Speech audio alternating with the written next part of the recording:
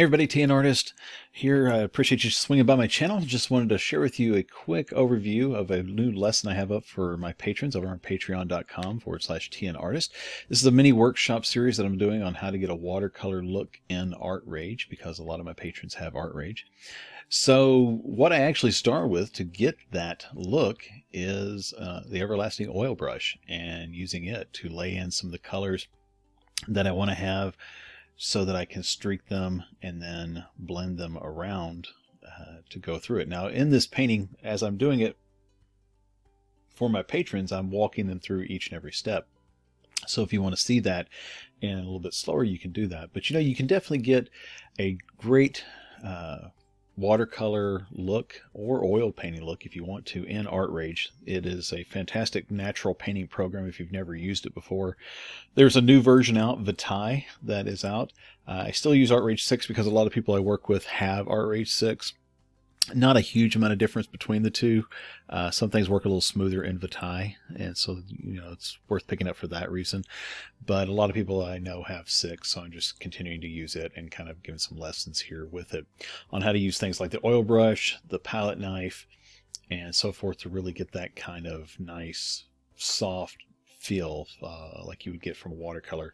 ArtRage does have a watercolor brush. It works pretty good. I find it works better for getting different effects, like soft effects, but not so much these kind of bigger areas. But it's not too bad. But I do have a lot of custom brushes that I made to get watercolor effects, which you can get those on Gumroad if you don't have them already.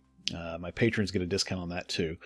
So anyway, I just wanted to show this to you real quick to kind of let you see that there's some really great effects you can get in ArtRage to give you soft and subtle stuff or big and bold stuff. So it really kind of depends on what you're wanting to go for. And if you just use stencils here and there, you can really add to that effect and get that feel of bleeding colors and so forth. So anyway, so that's what I'm doing here. I've got a textured background. It's rough paper texture to a light yellow color, and then I'm just putting blues and greens and a little bit of browns over top of that to give it that streaked kind of run feel, and then softening some of the areas with the palette knife. And what I've done here is I've taken my 2 stencils and laid them on there to give that hint of a tree and the shape of a tree, but not trying to make it super distinct yet, but instead just something really soft, like it bled out in the background there. And so some of the palette knives, you can really play around with that and get that feel with it. And ArtRage works fantastic by layering stuff, just different kinds of, when I say layering, I mean layering this effect on top of that effect, this brush on top of that brush, and it gives you some really nice options for the way things look and come out. So that's what I'm doing here. So anyway, if you want to take the full, lessons and stuff over there, you can just jump over to Patreon. It's $3 a month. So, but I hope you get something out of this. If you have a question about what I did here, more than happy to answer it and, fill in some of the extra stuff for you. If you're not a patron, happy to help still.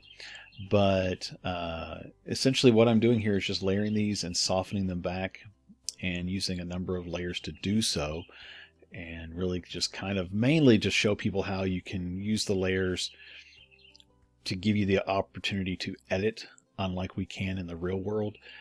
Once something's painted, it's painted pretty much, and then you've got to go back and paint over it, or try to lift it off the canvas or whatever. So the great thing about digital is that we can undo something, or we can alter it later and move it around.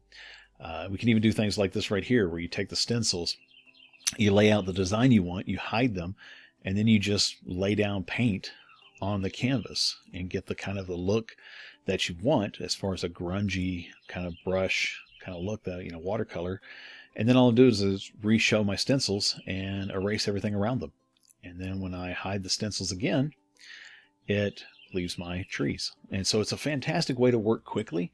And then if you see something you don't like right here, there was a bit of the composition that I didn't realize I had lined up too much with the background, so I just move it around and then take a look, so I see where I want it, and kind of place it and just make subtle changes here and there with it. And so it really lets you play around with the composition and do that. And so this is just a nice fun little painting that I wanted to show a couple different techniques that you can do to my patrons. So I hope you get something out of it. And like I said, just leave me comments below if you have any questions, and I'll be happy to answer them.